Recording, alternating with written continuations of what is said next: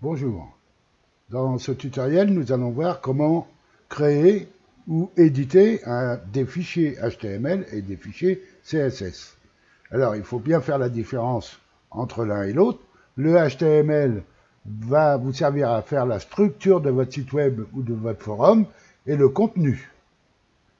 Quant au CSS, lui, va vous servir à habiller la structure que vous avez créée avec votre HTML, votre fichier HTML. Vous aurez donc besoin de connaître ces deux fichiers, la manière de procéder pour les éditer. Le fichier HTML, comme je le disais, sera donc le squelette de votre page web ou de votre forum, et les symboles que vous utiliserez seront uniquement, le plus souvent d'ailleurs, inférieur, supérieur, égal ou guillemets. Quant au CSS, qui va vous servir à l'habillage, c'est-à-dire les couleurs, la police, les bordures, etc., eux seront les symboles, crochets d'ouverture, de fermeture, égal, et guillemets aussi, comme pour le HTML. Pour obtenir ces symboles sur votre clavier, il vous faudra utiliser la touche Alt et un des caractères spéciaux du haut de votre clavier.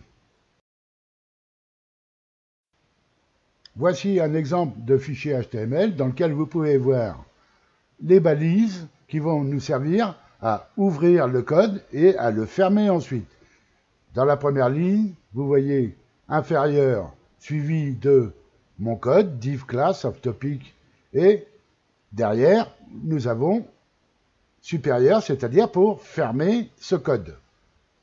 Et au milieu, nous avons une classe égale, entre guillemets, of topic 02, ce qui signifie que ce fichier HTML va aller chercher dans le CSS une classe qui s'appellera of topic 02.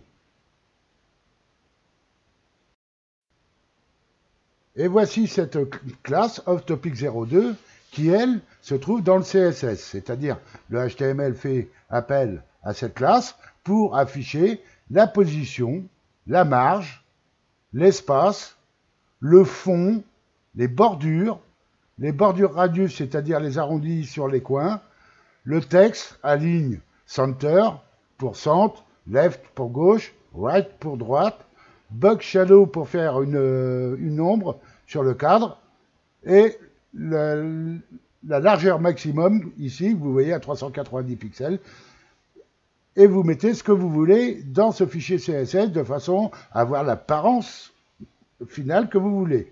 À savoir que la classe oftopic02 que vous voyez, vous pouvez la nommer comme vous voulez, c'est-à-dire que c'est vous qui décidez du nom de cette classe. Et cette classe sera toujours précédée d'un point. Vous aurez point oftopic02, on ouvre les crochets, on met ce dont on a besoin dedans, et on ferme les crochets une fois qu'on a fini. Et tout ceci va nous servir à avoir le résultat que vous avez devant vous, c'est-à-dire des cadres de différentes couleurs, avec des différentes bordures et différentes choses à l'intérieur, ainsi que, lorsqu'on aura poussé un petit peu plus loin, faire ce genre d'animation. Ici, comme vous pouvez voir, on peut créer des animations aussi.